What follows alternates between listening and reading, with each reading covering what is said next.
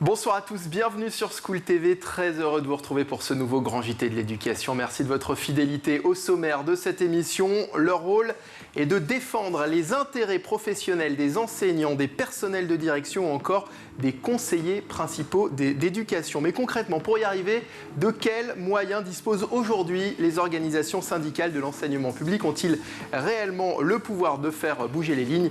Discussion et débat avec mes invités dans un instant. En deuxième partie d'émission, nous nous intéresserons aux classes à horaires aménagées musicales, CHAM. Elles permettent aux élèves de mener leur scolarité tout en consacrant du temps à la pratique d'un instrument ou du chant. Thomas Sauzade est professeur de musique en CHAM. Il nous parlera en détail de ce dispositif. Enfin, nous retrouverons Malika Ménard dans Souvenirs d'écolier. Elle reçoit cette semaine la comédienne Rebecca Hampton. Allez, tout de suite, voici la question du jour.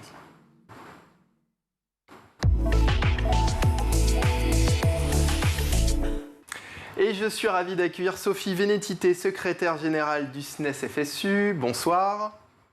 Bonsoir. Ravi également d'accueillir Laurent Fragerman, enseignant et chercheur spécialiste des politiques éducatives. Bonsoir à vous également. Bonsoir. Merci à tous les deux d'avoir accepté notre invitation. Laurent Fragerman, pour commencer, depuis quand existent les syndicats d'éducation? Alors, ils existent depuis la fin du 19e siècle. Oui. Au départ, c'était des associations professionnelles, c'est-à-dire que leur but était de créer du lien entre enseignants et également de les représenter, mais dans un souci de collaboration avec l'administration. Et ensuite, ils ont pris leur essor, ils se sont émancipés et ils sont venus à s'opposer quelquefois à cette administration. Qui les a créés, ces syndicats, à l'origine? C'est une initiative d'enseignants. Il y a toujours eu un engagement enseignant fort, même au XVIIIe siècle. Donc ça, c'était assez logique que les enseignants créent des organisations, mais tous les fonctionnaires ont suivi ce processus.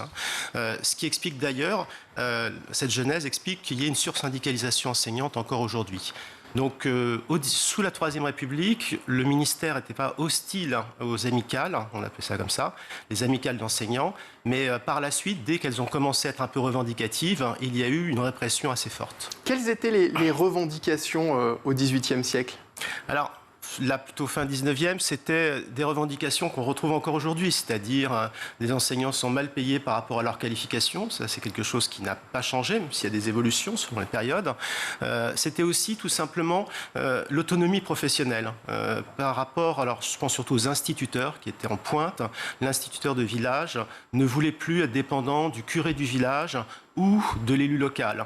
Donc il y a eu cette revendication d'avoir un rôle, que ça soit géré nationalement pour ne plus être dépendant des autorités locales. Des autorités locales et religieuses. Oui, religieuses. Absolument. Sophie Vénétité, comment est-ce que vous avez-vous rejoint le syndicat SNES-FSU? En fait, moi, je me suis syndiquée dès mon année de stage, quand j'étais professeur stagiaire, parce que je savais que le syndicat était finalement l'outil qui allait me permettre de défendre mes droits. Et ça me semblait tout à fait logique de me syndiquer très rapidement. Et puis, après... il y a eu plusieurs événements, plusieurs étapes dans ma carrière où en fait, j'ai fait appel au syndicat pour des questions individuelles, mais surtout collectives, en raison de ce qui se passait dans mon établissement. Et puis, ça m'a amené à m'intéresser aux questions, aux questions de fonctionnement de l'établissement, aux questions de défense collective des droits. Et puis on m'a proposé d'en faire un peu plus au niveau départemental, académique et national. Et voilà comment les choses se sont faites. Ça veut dire que cet engagement, ce besoin d'engagement, vous l'aviez même avant, j'imagine, votre première année de stage? Oui, alors moi j'ai fait un cursus en sciences politiques, donc je savais quelle était un peu l'histoire politique et sociale de ce pays, en particulier dans l'éducation nationale, et il y avait en tout cas cette volonté chez moi de pouvoir aussi avoir cette dimension d'engagement collectif. Mais ce qui était le plus intéressant et ce que j'ai très rapidement retrouvé au SNES-FSU, c'est cette capacité à la fois s'ancrer dans le quotidien des collègues, défendre le quotidien des collègues, mais aussi mener des luttes un peu plus globales. Puisque moi j'ai commencé ma carrière en 2008 en pleine réforme du lycée, déjà une réforme du lycée par Luc Châtel qui malmenait tout particulièrement les sciences économiques et sociales, la discipline que j'enseigne, et ça a aussi poussé mon engagement syndical. Les syndicats ont-ils, selon vous, Sophie Vénétité, réellement le pouvoir aujourd'hui de faire bouger les lignes? Oui, les syndicats ont le pouvoir de bouger les lignes, alors à tous les niveaux, je dirais au niveau local, il faut bien voir comment dans les collèges et les lycées, on est capable de mener des actions pour arracher des améliorations de conditions de travail, quelques rallonges budgétaires, tout ça c'est des choses qui se passent au niveau local et qui sont autant de petites victoires du quotidien, et je dirais même de grandes victoires du quotidien, parce qu'il ne faut pas minimiser ce qui se fait au niveau local. Et puis au niveau national, je dirais que ce qui s'est passé à cette rentrée est un très bon exemple de la façon dont on fait bouger les lignes. La façon dont le SNES-FSU et tous les syndicats de la FSU ont porté la question des salaires médiatiquement et politiquement depuis plusieurs mois a fait bouger les lignes. Aujourd'hui, plus personne ne conteste qu'il faut mieux payer les profs dans ce pays. Donc c'est aussi la démonstration qu'une campagne syndicale bien menée à tous les niveaux, elle peut faire bouger les lignes. Il nous reste maintenant à gagner cette revalorisation, mais aujourd'hui, plus personne ne conteste la nécessité de mieux payer les profs, et c'est aussi une victoire syndicale. Et ça, c'est une évidence, mais si je vous pose la question, Sophie Vénétité, c'est que les syndicats communiquent plus souvent sur les combats en cours, finalement, que sur les victoires. Ah bien sûr, mais tout n'est pas parfait dans le monde syndical, et on sait qu'on a des points sur lesquels il faut qu'on s'améliore, des points sur lesquels il faut certainement qu'on communique mieux.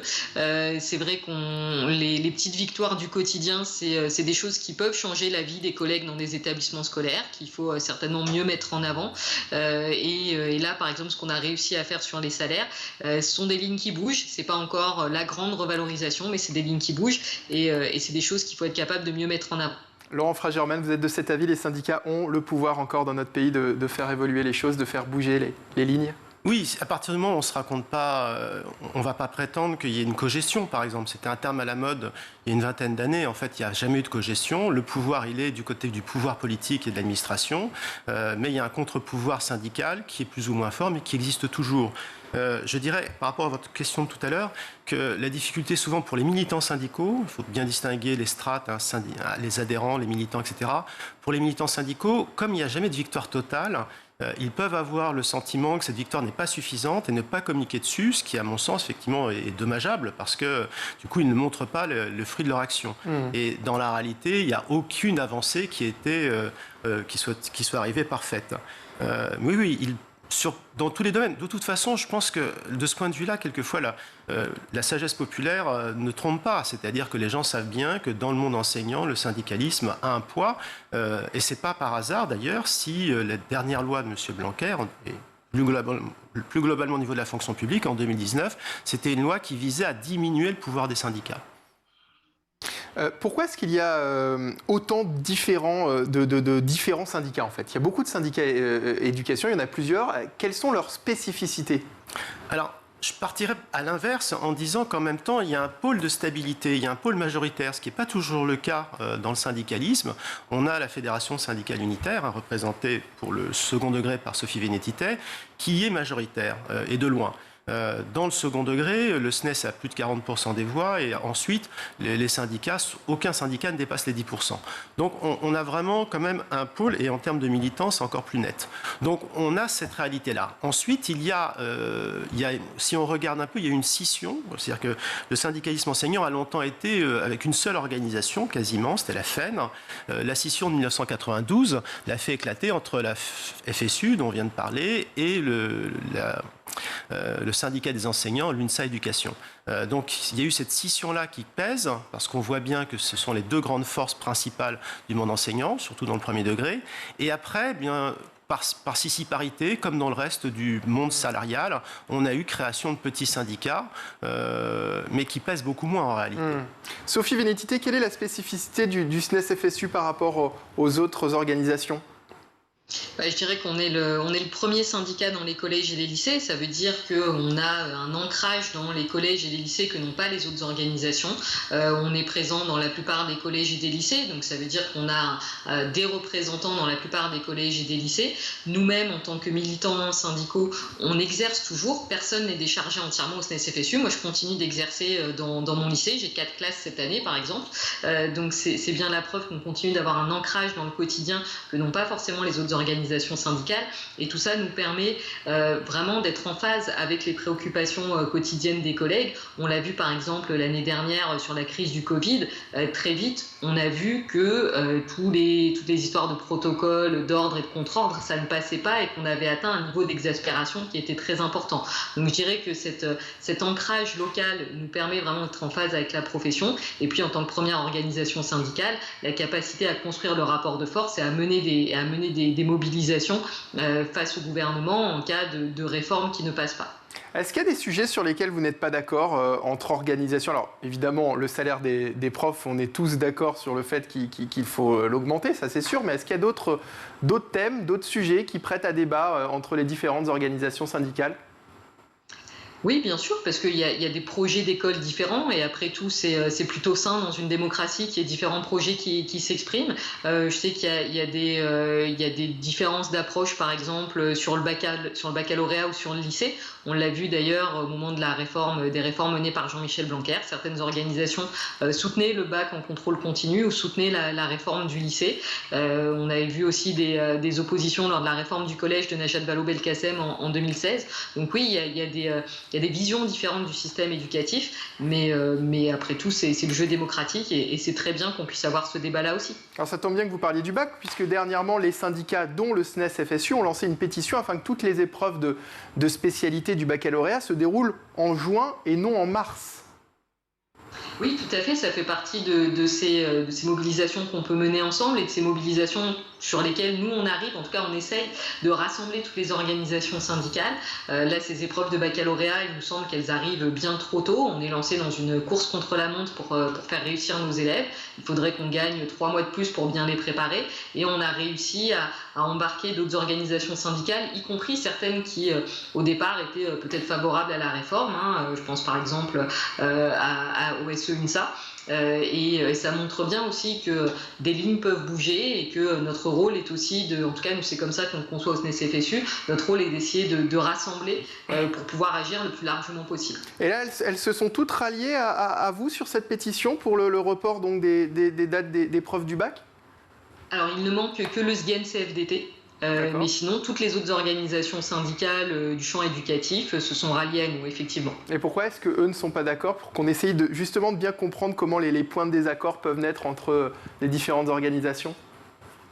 Alors quand on leur a proposé, mais après je ne veux pas dévoyer leurs paroles, voilà, mais quand on leur a proposé, ils nous ont dit qu'ils ne souhaitaient pas s'y associer pour des raisons qui sont les leurs, n'ayant peut-être pas forcément la même approche du dossier baccalauréat ou lycée, mais encore une fois, je ne veux pas parler à leur place. Laurent Fragerman, est-ce que ces points de désaccord finalement entre différentes organisations ne faussent pas le message parfois face au ministre de l'Éducation? Alors, forcément, c'est mieux quand... Mais il y a souvent une unité d'action dans le monde enseignant. Il n'y a aucune organisation qui soit particulièrement sectaire. Ça peut arriver dans d'autres domaines. Maintenant, il y a des vraies lignes de clivage. Donc, on peut dire que ce pluralisme les exprime. Il y a une ligne de clivage entre les organisations qui participent peu aux actions collectives, aux grèves notamment, qui font peu de grèves, voire quasiment jamais, et d'autres, par exemple le SGEN-CFDT, son influence principale se retrouve chez les enseignants qui ne font jamais grève, d'après une enquête que j'ai menée. Donc il est assez logique que sur certains points, ils ne soient pas d'accord avec des syndicats qui appellent plus souvent à la grève. Il y a des syndicats, la plupart des syndicats enseignants parlent du métier, ce qui est une spécificité. C'est rare qu'on parle qu'il y ait autant de discussions entre syndicats sur le métier, sauf Force ouvrière, qui refuse en général, ou qui parle du métier que d'une manière défensive, en refusant les réformes nouvelles. Donc je pense que c'est pas essentiel, parce que les enseignants, ils sont habitués. Quand les syndicats parlent d'une seule voix, en fait, ça peut conforter les mobilisations enseignantes, et je pense que ce qui est le plus important, c'est plutôt la capacité de mobilisation du milieu. Quelles sont les spécificités, justement, vous en parliez, là, des syndicats de l'enseignement public par rapport aux autres syndicats qu'on a dans le pays? Alors, par rapport à l'enseignement privé, ceux-ci sont beaucoup plus faibles. Il y a beaucoup moins de syndiqués et ils n'ont pas l'habitude des grèves. C'est vraiment une histoire différente. Il faut voir aussi que, historiquement, finalement, les enseignants du secteur privé ont énormément gagné. Leur statut s'est considérablement amélioré depuis les années 1960, mais ce n'est pas grâce à leur mobilisation propre, c'est grâce à la mobilisation des défenseurs de l'école privée et notamment des familles catholiques. Donc, une histoire différente qui a des résultats différents, mais il arrive que ces syndicats du privé fassent cause commune avec ceux du public. Il n'y a pas de... Après, Je dirais que par rapport à l'ensemble des syndicats, le syndicalisme enseignant, c'est d'abord un syndicalisme fonctionnaire qui fait donc des grèves différentes, il n'y a pas de même modalité d'action que dans le privé, qui est un syndicalisme aussi de service. C'est une grande différence, c'est-à-dire que les enseignants font beaucoup appel aussi aux syndicats pour se renseigner, pour comprendre cette machine administrative très compliquée qu'est l'éducation nationale, pour pouvoir savoir comment ils vont changer de poste, etc. Donc il y a vraiment cette dimension de service qui est partie intégrante de leur activité. Sophie Vénétité, votre rôle, on le disait en début d'émission, c'est la défense des intérêts des personnels de l'éducation. Mais pour y arriver, quels moyens est-ce que vous avez aujourd'hui? J'entends beaucoup Laurent Fragerman parler de grève. Rassurez-moi, il n'y a pas que ça. Non, il n'y a pas que la grève, même si la grève est un élément, un outil important. Mais c'est vrai que localement, puisque je parlais des batailles qu'on pouvait mener localement, des mobilisations qu'on pouvait mener localement, il y a des outils type pétition, type rassemblement local. Il se passe aussi beaucoup de choses dans les conseils d'administration. Ça, c'est un lieu que nous, au SNES-FSU, on investit beaucoup avec des élus au conseil d'administration qui, par des votes, qui par des interpellations des élus, vont arriver à faire bouger les lignes. Ça, c'est aussi un moyen d'action. On a aussi, ça a pu se développer ces dernières années, la tendance à organiser des flash mobs ou des mobilisations assez rapides, assez visibles, qui jouent aussi du renouvellement du code médiatique. Ça, c'est quelque chose que les syndicats essayent d'intégrer, en tout cas tentent d'intégrer petit à petit. C'est aussi, je dirais, le renouvellement du répertoire d'action. Et tout ça nous amène finalement à des modalités d'action qui sont assez variées, qui ne se limitent pas à la grève, même si quand on regarde les dernières années, les mobilisations qui ont marqué le paysage éducatif, ce sont des mobilisations sous forme de grève. Je pense par exemple à la grève du 13 janvier, au plus fort du Covid, mais c'est vrai que notre action ne se résume pas uniquement à ça. Je ne vous ai pas demandé, Sophie Vénétité, depuis quelle année êtes-vous syndiquée? Moi, je suis syndiquée depuis 2008. 2008, vous avez vu passer combien de ministres de l'Éducation? 3? 4? Déjà beaucoup, J'ai vu passer Luc Châtel, j'ai vu passer Jean-Michel Blanquer, Pap Ndiaye, ça en fait au moins 3 voire 4, donc ça en fait quelques-uns. Également, ouais. Est-ce que le nouveau ministre vous écoute aujourd'hui?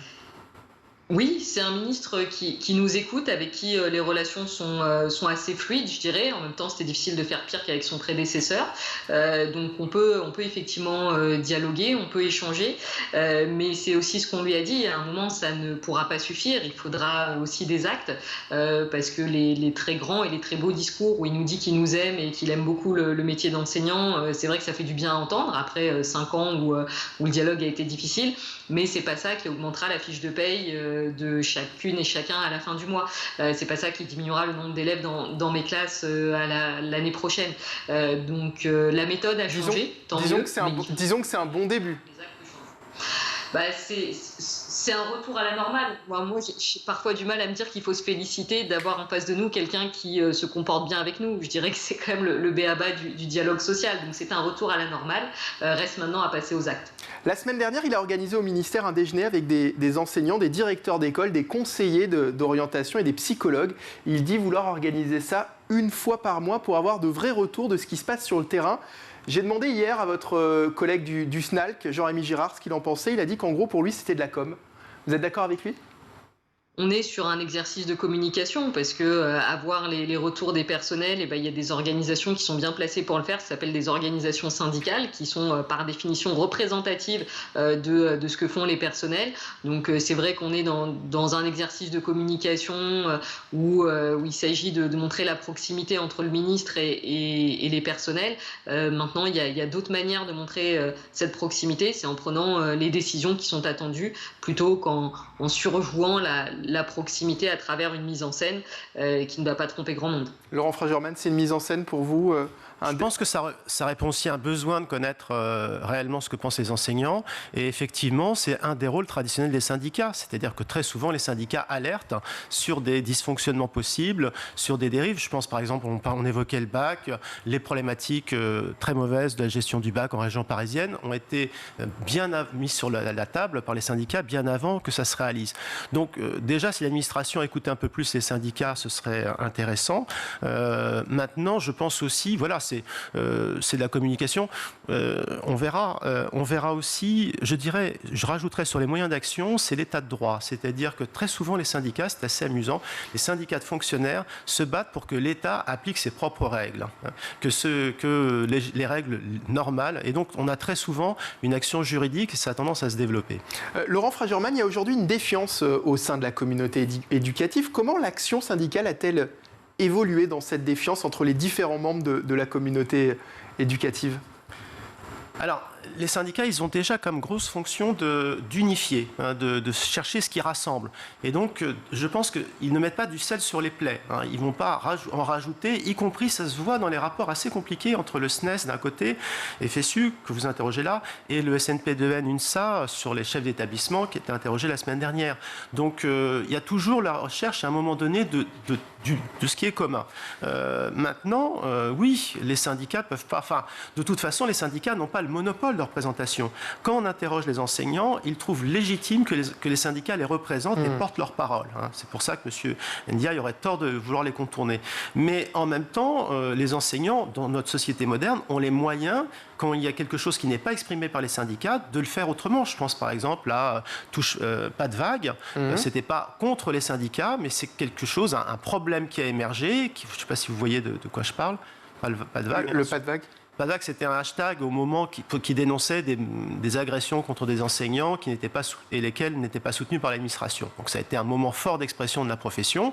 Ça venait de Twitter, ça venait d'initiatives spontanées, comme les réseaux sociaux le permettent aujourd'hui. Ce n'était pas les syndicats, mais il n'empêche que ce n'était pas non plus contre eux. Alors, ça peut revenir aussi à ce que le comité Sois Prof et Tais-toi a lancé dernièrement, Sophie Vénétité, soutenu par des syndicats de l'éducation nationale et de nombreuses personnalités de la société civile qui s'indignent des mutations et suspensions arbitraires qui atteignent leurs collègues syndiqués. Selon eux, l'éducation nationale méprise les libertés syndicales. Est-ce que vous soutenez ce mouvement ? C'est effectivement toute la mobilisation visant à dénoncer la répression antisyndicale. C'est une mobilisation dont on fait partie. On fait partie parce que pendant le quinquennat de Jean-Michel Blanquer, on a eu un certain nombre d'exemples de militants syndicaux qui ont été frappés par cette répression syndicale, y compris au SNES. On a eu nos secrétaires académiques de Clermont-Ferrand qui ont été visés par ce type de répression parce qu'ils se sont mobilisés lors du baccalauréat. Oui, c'est une mobilisation dans laquelle on s'inscrit, tout simplement parce qu'à travers cette répression syndicale, on cherche quand même à atteindre le droit syndical, qui est un droit fondamental dès lors qu'on parle de défense des droits des personnels, qui est quand même essentiel à notre démocratie. Donc c'est pour ça qu'on participe à cette mobilisation. Et on a forcément une pensée aussi pour Kai Terada, qui est ce professeur de maths du lycée Joliot-Curie de Nanterre, qui conteste, lui, sa mutation forcée, une affaire qui serait à l'origine, entre autres, des affrontements entre élèves et forces de l'ordre qui perdurent depuis plusieurs jours dans ce lycée des Hauts-de-Seine. Monsieur Terada dénonce une discrimination syndicale. Qu'est-ce qu'une discrimination syndicale, Laurent Fragerman ? Je crois que c'est assez clair, c'est-à-dire, alors, dans l'affaire en question, c'est pas officiellement pour cela, les motifs de l'administration sont pas clairs. Les motifs de l'administration sont pas clairs, mais c'est ce que lui dénonce. Oui, lui, il l'interprète de cette façon-là, c'est logique. Il est évident que son activité de syndicaliste a joué. Après, si on regarde dans l'ensemble, l'activité syndicale enseignante n'est pas pour le moment victime de discrimination massive. On n'est pas dans cette situation qui peut être celle d'entreprises privées où il y a des carrières qui sont ralenties. Il y a des ralentissements de carrière quelquefois. Il y a plusieurs choses qui peuvent exister, mais globalement, la répression reste faible. Donc vous n'êtes pas d'accord avec ce comité qui... Non, je suis d'accord avec lui. Qui pense que l'éducation nationale méprise les libertés syndicales. Je pense que là, il y a il y a une tendance qui ne va pas dans le bon sens. Et je pense que d'ailleurs, le nouveau ministre, s'il veut montrer son sens du dialogue, il ne pourra pas à la fois maintenir ses actes antisyndicaux d'un côté et puis de l'autre dire ma porte est ouverte. Il faudra qu'il fasse un choix. Donc je pense que ça existe. Et je pense surtout que le nouvel outil qui a été créé en 2019, cette mutation, sans passer par les commissions paritaires, sans qu'il y ait un contrôle un petit peu du contenu de cette mutation, forcée, ça pose question, clairement. Sophie Vénétité, vous dénoncez la mutation de ce collègue Kai Terada ?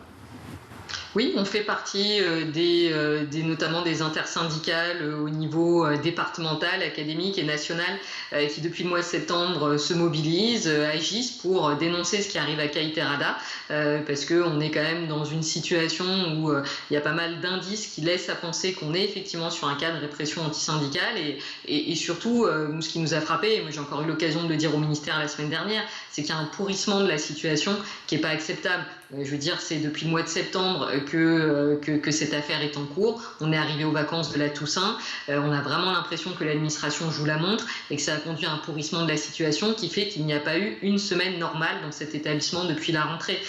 Donc là, il y a vraiment urgence à ce que ce soit le ministre qui prenne les bonnes décisions, puisqu'on en a appelé à lui, et qui réintègre notamment notre collègue au lycée Joliot-Curie. Ça veut dire que vous soutenez les blocages au sein du lycée Joliot-Curie ?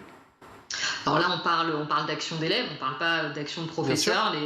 Les blocages sont jamais une bonne mesure dans le sens où elles peuvent entraver la liberté des élèves d'entrer dans un établissement. Il faudrait voir pourquoi est-ce qu'on en est arrivé là. D'abord, quel était vraiment l'état des blocages. Mais toujours est-il qu'aujourd'hui, on voit qu'il y a une situation de crise au lycée Joliot-Curie et que dans cette situation de crise, l'administration porte une très lourde responsabilité et que face à ce qui s'est passé la semaine dernière, je pense notamment à la revendication des élèves de voir le retour de l'aide aux devoirs. Les réponses qui ont été apportées n'ont pas été suffisantes. On a quand même des élèves qui se sont mobilisés pour avoir de l'aide aux devoirs. Je ne sais pas si on se rend bien compte de ce qu'on dit et à qui il a été répondu. On va vous donner quelques heures, mais les heures qui ont été données ne permettent pas le rétablissement de tout le dispositif d'aide aux devoirs. Donc ça fait partie des gestes que pourrait faire le rectorat et le ministère, rétablir entièrement le dispositif d'aide aux devoirs, réintégrer Caïté-Rada, c'est deux mesures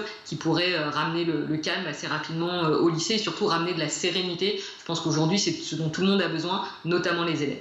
Un mot très rapide là-dessus, Laurent Fragerman, sur ce qui se passe actuellement à Nanterre et qui semble avoir touché aussi d'autres établissements depuis la semaine dernière.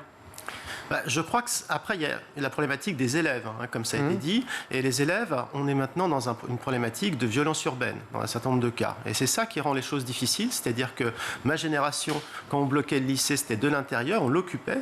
Je ne conseillerais peut-être pas aujourd'hui l'occupation du lycée parce que les choses ont changé, il pourrait y avoir des dégradations. Mais rester à l'extérieur, faire qu'il y ait des élèves, des jeunes extérieurs au lycée qui sont du quartier, qui viennent, tout ça complique les choses. Et le syndicalisme enseignant en général, responsable, de toute façon, comme l'a fait Mme Védénité, n'appelle pas à participer au blocus. Un blocage. Merci Laurent Fragerman, enseignant et chercheur spécialiste des politiques éducatives, d'avoir été avec nous. Merci à Sophie Vénétité, secrétaire générale du SNES-FSU. Un tout autre sujet dans un instant. Il sera question de CHAM, classe à horaire aménagé musical, un dispositif qui permet aux élèves de mener leur scolarité tout en consacrant du temps à la pratique d'un instrument ou du chant. On va voir ça juste après la pause sur School TV. Restez avec nous, à tout de suite.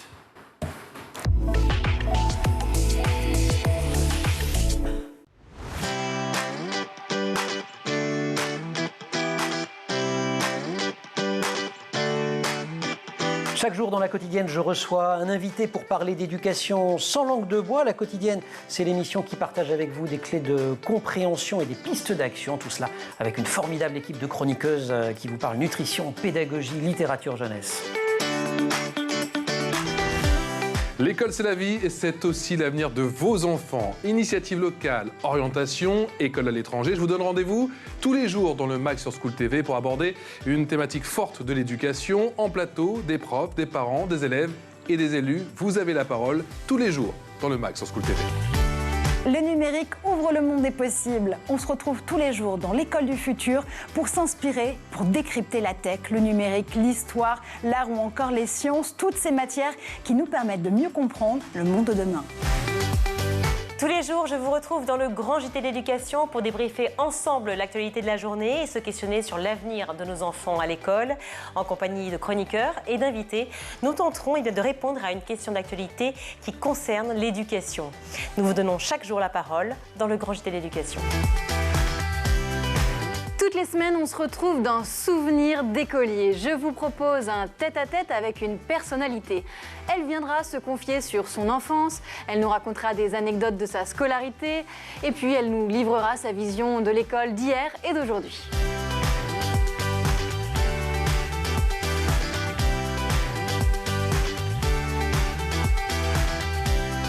School TV, imaginons ensemble l'école de demain.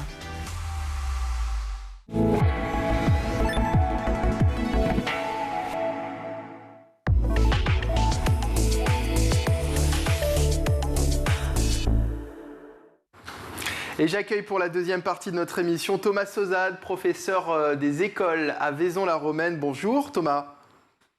Bonjour à vous. Merci d'avoir accepté notre invitation. Les CHAM, ce sont les classes à horaires aménagées musicales. Parlez-nous pour commencer de ce dispositif. Ça fonctionne comment concrètement ?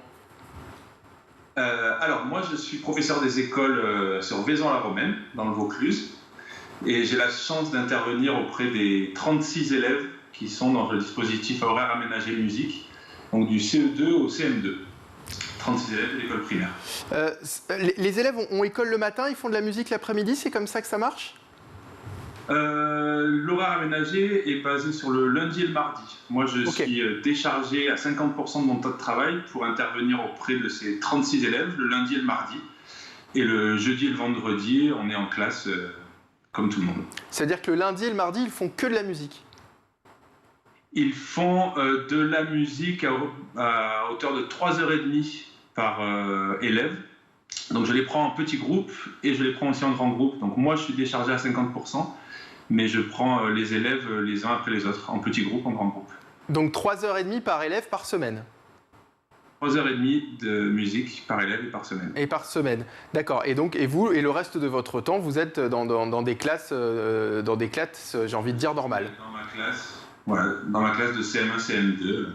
Alors, on peut comparer ce dispositif aux sections sport-études ou pas du tout ?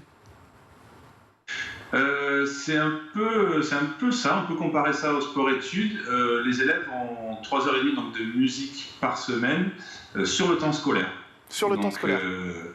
Ils ont un horaire adapté à leur scolarité pour pratiquer le chant choral et la formation musicale. Depuis quand existe ce dispositif, vous savez ? Pardon ? Depuis quand existe ce dispositif ? Alors, sur Vaison-la-Romaine, il existe depuis 1997. Ah oui, d'accord. Et voilà. Moi, j'ai la chance d'enseigner dans ce dispositif depuis 2011. Et ça concerne uniquement le primaire ? Ça concerne uniquement le primaire en ce qui me concerne, mais les élèves à l'issue du CM2 ont l'opportunité de continuer au collège. Donc il y a une CHAM au collège aussi ici à Vaison, de la 6e à la 3e. Alors le temps de musique, vous nous l'avez évoqué brièvement, le temps de musique est pris sur le temps scolaire en remplacement donc des autres enseignements. Est-ce que ça veut dire qu'il y a un déficit d'apprentissage par rapport aux autres élèves finalement ? Non, puisqu'ils sont en musique avec moi et qu'ils apprennent d'autres choses, ils apprennent différemment. Il y a des choses qu'on leur demande de rattraper de temps en temps, mais les instants où ils sont en musique, ce ne sont pas des instants de découverte, de grandes leçons. C'est souvent dans les autres classes des temps d'entraînement, d'apprentissage, de détaillement. Donc ça veut dire que ça ne leur manque pas ? Ça risque pas de créer des lacunes chez certains élèves. Non. Quel est l'objectif après, finalement, avec ces élèves qui sont en classe CHAM, devenir des professionnels de la musique ou pas forcément ?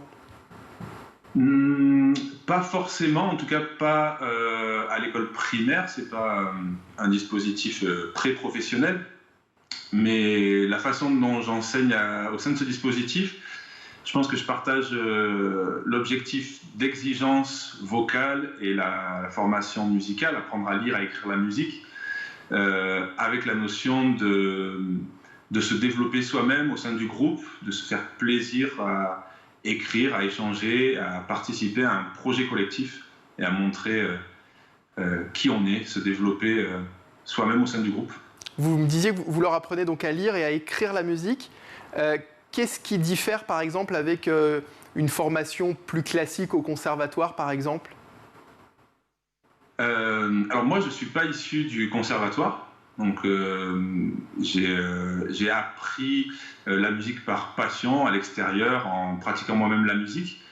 Et je suis très attaché à la pédagogie d'Alcroze, pédagogie suisse, qui part du corps, de l'improvisation, du ressenti de la musique avant même de l'écrire et de pouvoir la lire. Pour intégrer ces classes CHAM, Thomas, les enfants doivent passer des auditions, hein, d'après ce que j'ai compris. Ça se passe comment ? Alors ça, c'est le jour le plus compliqué de l'année pour moi. C'est-à-dire qu'il y a, dans un premier temps, la présentation du dispositif à l'ensemble des CE2 de la ville.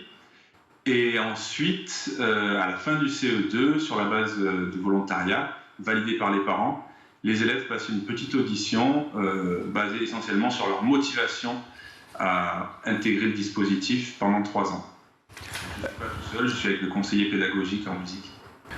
Thomas Sosa, de la musique, vous n'en faites pas seulement avec vos élèves, hein, vous nous le disiez, vous écrivez, vous composez, je crois même que vous avez un groupe. Oui, j'ai eu la chance d'être dans plusieurs formations musicales. Certaines, c'est du passé. Aujourd'hui, je suis bassiste dans un groupe de rock, mais vraiment par plaisir, pour partager une expérience collective, comme je peux partager avec mes élèves. Finalement, c'est ça que vous essayez de transmettre aux élèves, la musique, évidemment, et le collectif ? Tout à fait. Le plaisir de partager quelque chose, de créer quelque chose ensemble, de prendre plaisir à venir à l'école et surtout aussi à travers ce groupe de ne pas avoir peur de se tromper, de démarrer des choses, d'avancer en se trompant comme partout en fait.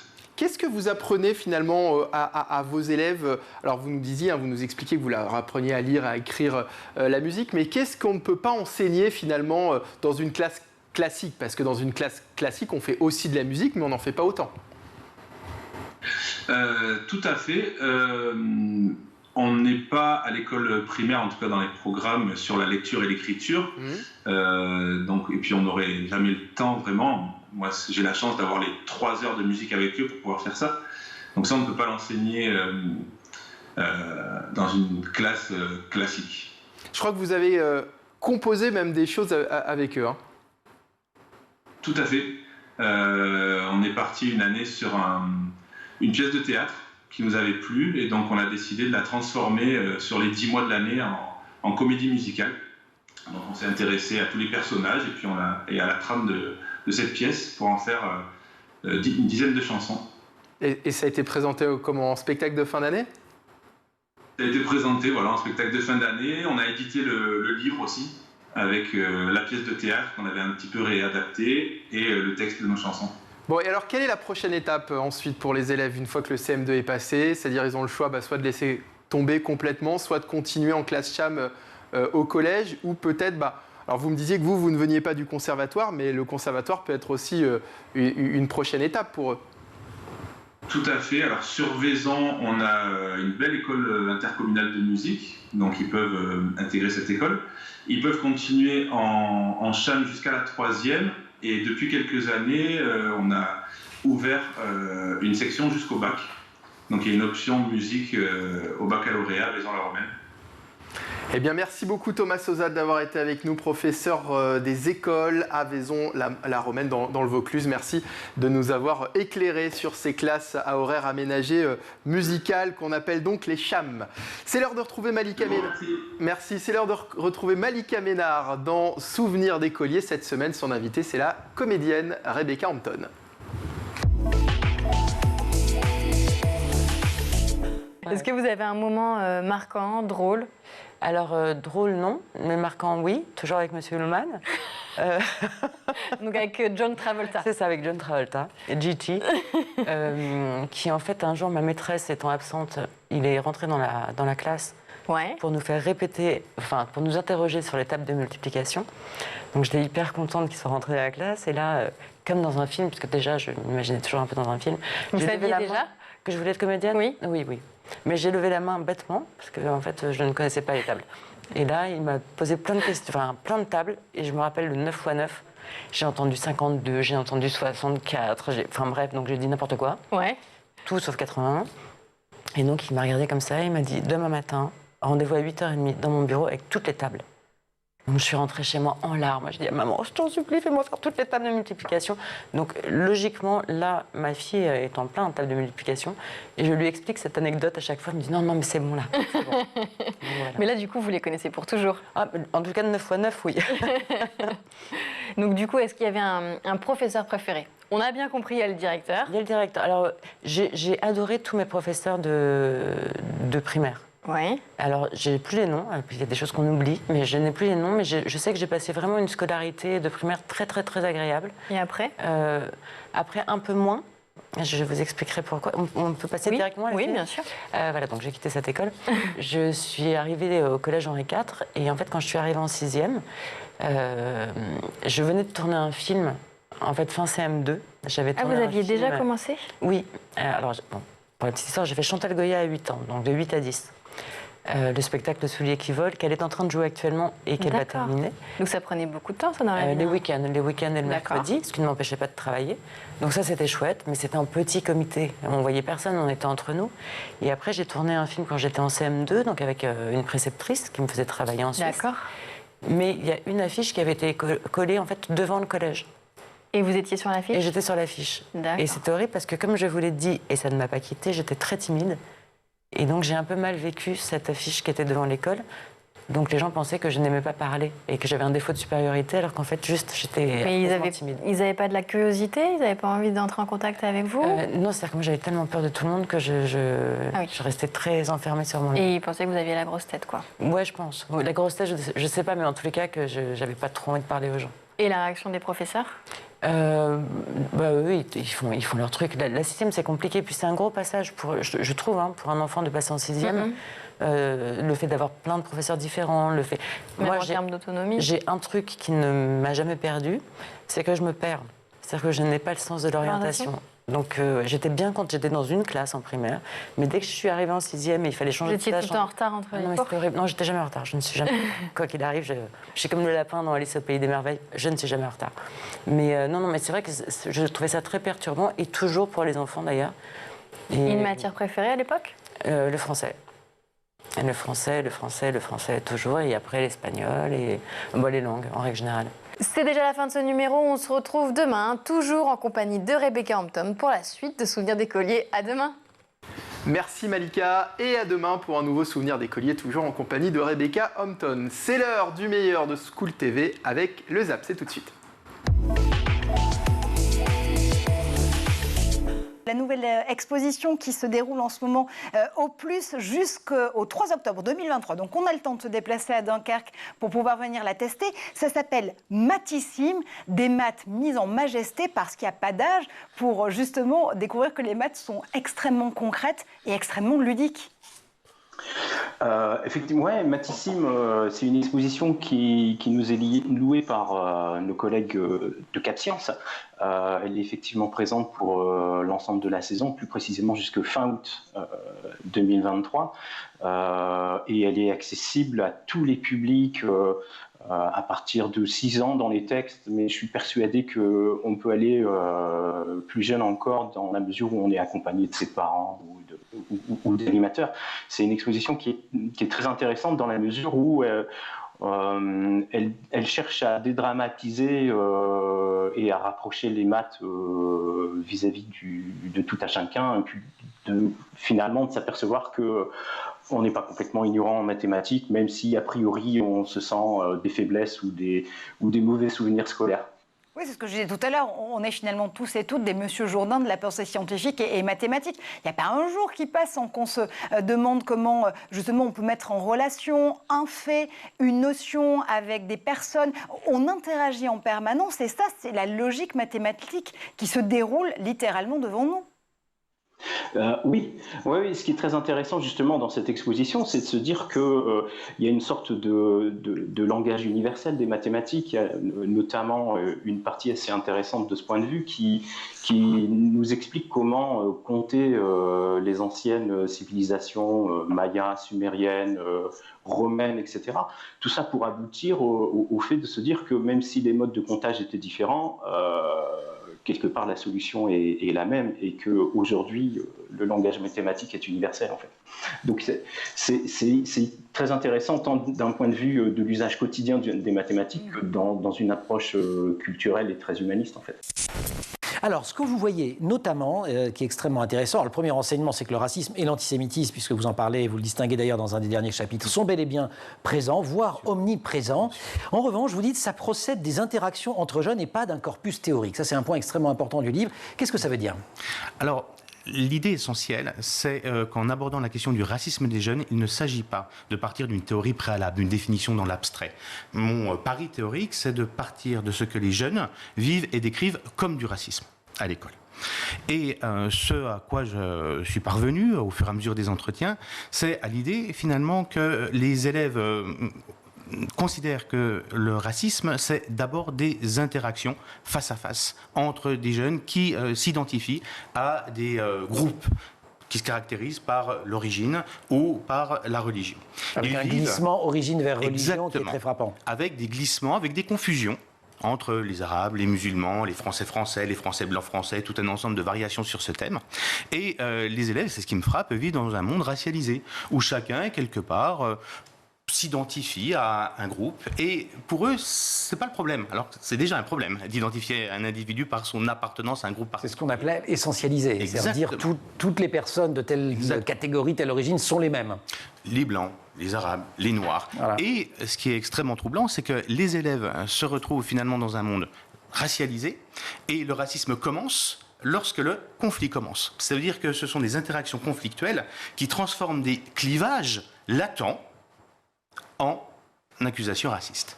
Ce que vous appelez, ou ce qu'on appelle aussi le racisme de rue. Exactement, le racisme de la rue. C'est pas parce qu'ils ont lu Gobineau ou les grandes théories racistes du 19e siècle qu'ils sont racistes. En tout cas, ce que vous dites, c'est qu'ils ne mobilisent pas de discours savants. Vous ne dites pas, il y a une théorie de la supériorité de telle race sur telle autre, etc. C'est pas du tout ce registre-là. Exactement, ce qui n'empêche pas que plus tard, ça pourra se croiser. Ça pourra se croiser. Et un discours, on va dire, plus théorique pourra se brancher sur ce qui est d'abord des expériences sociales. Et ce dispositif, justement, il déploie quel type d'action pour les étudiants qui sont atteints d'autisme et surtout à quelle échelle? C'est aussi bien local que national? Alors, moi, je sais qu'au niveau de l'Académie de Toulouse, là, on essaie de déployer ce dispositif partout. Moi, j'ai plutôt témoigné sur ce qui se passe dans mon restaurant, mais je sais qu'après, ça fait tache d'huile dans l'ensemble de notre académie, en tout cas. Okay. Donc, nous, on reçoit comme ça les étudiants en même temps que les autres étudiants. C'est surtout une mobilisation de l'ensemble de l'équipe, en fait, puisque c'est difficile, comme le disait Madame Marchand, d'identifier tout de suite un étudiant au milieu de 1000 autres étudiants. Donc on fait en sorte que les étudiants n'aient pas peur de venir au devant de nos équipes pour justement pouvoir être pilotés et aller se rapprocher de plus en plus d'une autonomie pour qu'eux-mêmes puissent faire le parcours par leurs propres moyens, quoi. Mais à tout moment, n'importe qui de notre équipe peut se mobiliser pour l'aider à choisir des plats, pour aller s'installer dans une salle. Après, il y a tout un travail qui est fait aussi par nos équipes de production, puisqu'ils ont été formés aussi à la réalisation de plats particuliers pour les personnes avec autisme, puisqu'en fait, par exemple, il faut qu'il y ait une bonne lisibilité en fait, de ce qui est proposé. On évite de mélanger trop les produits. Par exemple, typiquement, la macédoine de légumes, c'est quelque chose qui peut déconcerter une personne avec autisme. Il va plutôt préférer des entrées plus simples, comme la carotte râpée, la betterave, une tranche de pâté. Voilà. Et au moment du service du plat chaud, c'est-à-dire que même sur les couleurs, là, il va être donc accueilli. C'est-à-dire que même sur les couleurs, il faut une vigilance accrue? Pardon? C'est-à-dire que même sur les couleurs, ce qui est présenté sur le plateau, il faut une certaine vigilance? Oui, c'est ça, oui. Il faut que les couleurs en elles-mêmes, c'est pas tant ça qui peut poser problème, mais c'est surtout le mélange des couleurs en fait qui va poser problème. Okay. Donc on essaie de donner une lisibilité la plus simple possible à nos propositions. Et la personne qui va servir par exemple le plat chaud, elle va éviter de faire toucher par exemple la viande avec les légumes. Si l'étudiant veut deux garnitures ou un mélange de garnitures, on va le mettre par exemple la purée à un endroit, l'accompagnement légumes, par exemple des courgettes, et on va bien séparer les aliments dans l'assiette en fait, voilà. Puis il y a aussi cette programmation qui est aussi faite hors les murs pour le grand public. Et puis des parrains et des marraines qui accompagnent des classes, notamment en Île-de-France. Exactement, puisque pendant le festival scolaire, nous avons 3 compétitions pour chaque niveau des élèves, les primaires, les collégiens et les lycéens. Donc c'est une programmation qui est faite un peu sur mesure selon les niveaux. Et ce sont des classes jurys, en fait, qui décernent le prix dans chacune des catégories. Donc par exemple, pour les primaires, on a cette année 23 classes qui viennent de partout en France. Et pour les collégiens et les lycéens, ce sont 3 classes de collégiens franciliens et 3 classes de lycéens franciliens également. Et là, pour le coup, chacun est parrainé par un binôme il y a un producteur et un ou une scientifique. Hein, je partais du principe que je fais de l'inclusif. Et donc cette année, c'est depuis un moment d'ailleurs, ce sont des scientifiques du CNES qui accompagnent les collégiens et les scientifiques du synchrotron Soleil, qui est un accélérateur de particules du côté de Saclay, qui accompagnent les lycéens. Et donc eux viennent dans les classes et expliquent leur quotidien, leur travail, en quoi ça consiste. Et à leur côté, il y a également un producteur ou une productrice qui raconte lui comment est-ce qu'on peut, quelle est la genèse d'un film documentaire, en quoi ça consiste d'écrire un film documentaire, les différents mécanismes depuis le début jusqu'à la fin. Et c'est une espèce de chaîne puisque les scientifiques aussi collaborent souvent au documentaire scientifique pour l'aspect du fond. Donc toutes ces questions improbables sont réunies dans un super livre, Questions d'ado, ma vie d'ado en 100 questions, publié chez Bayard Jeunesse. Le livre est écrit par une médecin, Nathalie Zapiro-Manoukian, et une anthropologue, Sylvie Friedman, mais pas que, puisque près de 40 ados ont aussi participé. C'est ça qui est chouette dans ce livre, c'est qu'à chaque question, on a certes la réponse de professionnels, mais on a aussi la réponse d'ados. Comme ça, le lecteur peut plus facilement s'identifier. Un livre qui est organisé en 6 grands thèmes. Tout à fait, le corps, la tête, la famille, le présent, le futur, les amours et les idées toutes faites. Je vous en ai sélectionné quelques-unes. Alors, comment garder le sourire avec un appareil dentaire? Ah non, mais ça, c'est vraiment le sujet. Mais tout à fait, c'est pas forcément facile. Alors, les autrices donnent des conseils, mais j'adore le petit coin en bas à gauche, vous voyez, de chaque question. Hop, il y a des réponses, ça s'appelle les quelques réponses toutes prêtes, ou la répartie des ados si on se moque de leur appareil dentaire. Marine, par exemple, et toi, tu devrais en mettre un d'urgence vu ta tête dedans. Pas mal. J'ai bien aimé. Allez, un autre. Par exemple, pourquoi j'ai des tonnes de complexes, plus complexes, celui-là, plus sérieux, car ça peut vraiment rendre mal un ado. Je vous en cite d'autres en vrac. Enceinte, je fais quoi? Il y a des choses beaucoup plus sérieuses. L'amour, ça peut être simple. Les embrouilles entre amis, c'est normal. Point d'interrogation à chaque fois quand même. Tout à fait. Mais mon préféré, parce que je suis en plein dedans, comment obliger mes parents à avoir un animal de compagnie? Dans le livre, il y a écrit « Comme c'est toi qui es demandeur, si tu veux convaincre tes parents, tu dois être imbattable sur le sujet, quitte à aller à la médiathèque pour lire tout ce qui se rapporte à cet animal. Donc, chers parents, ce petit caniche nain est un chien intelligent, curieux, joyeux et qui aime accompagner sa famille partout. On dit que c'est un chien de grand-mère, mais pas du tout. Et je suis sûre qu'il sera génial pour vous. Alors n'attendez plus. Et PS, appelez-le Théodore parce que j'adore. Voilà, donc je vous tiendrai au courant de si ça a fonctionné, Emmanuel, parce que c'est quand même mon rêve d'avoir un chien. Et chez moi, c'est trop petit. Sur ces avancées concernant l'accessibilité et la situation de handicap, Dominique Marchand, c'est un problème avant tout, une approche en termes de moyens, parce qu'on a parlé de ces 56 millions d'euros depuis, j'allais dire 2018, mais c'est depuis 2008, où c'est avant tout une volonté politique. Vous savez, les deux sont là, évidemment. Il faut d'abord une volonté et puis après, il faut avoir les moyens pour les mettre en œuvre. Mais je crois vraiment que nous essayons, en tout cas, d'utiliser tous les vecteurs possibles. Vous voyez, typiquement, nos services numériques sont également adaptés en situation de handicap, y compris, par exemple, nous avons une plateforme téléphonique nationale qui permet aux étudiants d'avoir des renseignements sur les aides en plus des bourses, les aides qui peuvent permettre de répondre en cas de situation ponctuelle, d'urgence, de difficultés, etc. Où nous avons fait en sorte que ce soit accessible, y compris pour les malentendants. Donc tout ça, c'est une démarche quand même globale.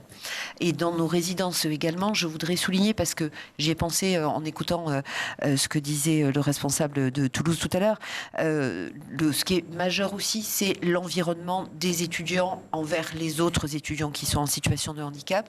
Et un des une des expériences que nous retirons de la crise, nous avons mis en place dans nos résidences des référents.